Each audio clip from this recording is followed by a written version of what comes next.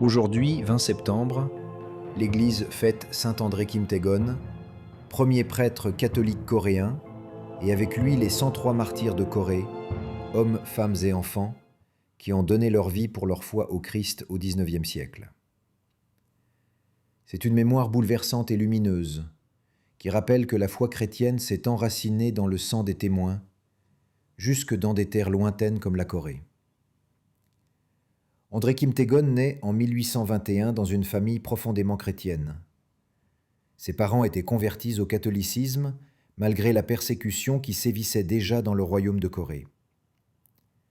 Son père, lui-même catéchiste et fervent chrétien, sera martyrisé alors qu'André est encore adolescent. Cette perte marquera profondément le jeune homme, qui choisira d'embrasser lui aussi le chemin de la foi jusqu'au don total de sa vie. Très tôt, André montre des qualités remarquables, intelligence vive, cœur généreux et une volonté inébranlable de servir Dieu.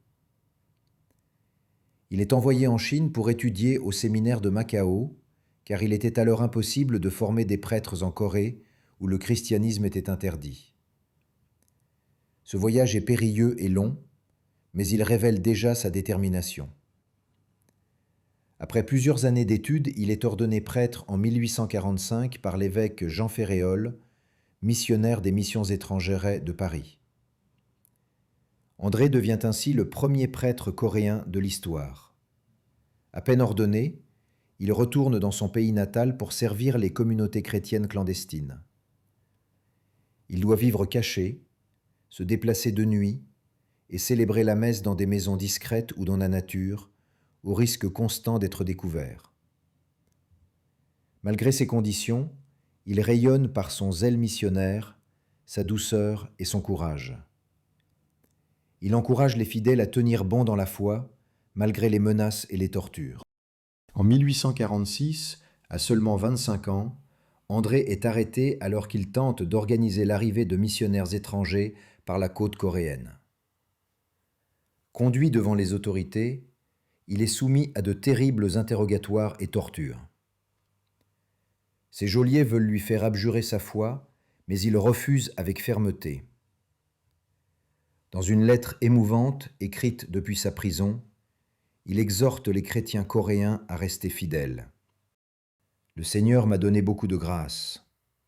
Supportez avec patience les épreuves et priez pour moi. » Finalement, il est condamné à mort. Le 16 septembre 1846, il est décapité sur les bords de la rivière Han, près de Séoul. Ses dernières paroles furent une profession de foi et une invitation à persévérer dans l'espérance du Christ. Il avait seulement 25 ans, mais il laissait à l'Église coréenne un témoignage immortel. Son martyre n'est pas isolé. Plus de 10 000 chrétiens furent exécutés en Corée au XIXe siècle, hommes, femmes, vieillards, enfants, tous restés fidèles à l'Évangile. Parmi eux, 103 furent canonisés par saint Jean-Paul II le 6 mai 1984 lors d'une messe solennelle à Séoul devant une foule immense. C'était la première canonisation célébrée en Asie, signe que l'Église est vraiment universelle. Aujourd'hui, saint André Kim Taegon est un modèle pour tous les prêtres et les jeunes chrétiens. Sa jeunesse, son courage et sa fidélité jusqu'à la mort en font un témoin bouleversant. Il est également un signe d'espérance pour l'Église en Asie, qui continue de grandir malgré les épreuves. Son exemple nous invite à vivre notre foi avec radicalité, même dans un monde parfois hostile. Prière à André Kim Taegon. Seigneur Tout-Puissant, tu as donné à ton serviteur André Kim Taegon et à ses compagnons la force de témoigner jusqu'au sang de leur foi en ton Fils bien-aimé. Accorde à ton Église de rester fidèle, même au milieu des persécutions et des épreuves. Par leur intercession, fortifie notre foi, enflamme notre charité et donne-nous le courage de témoigner de l'Évangile dans notre vie quotidienne. Par Jésus le Christ, notre Seigneur. Amen.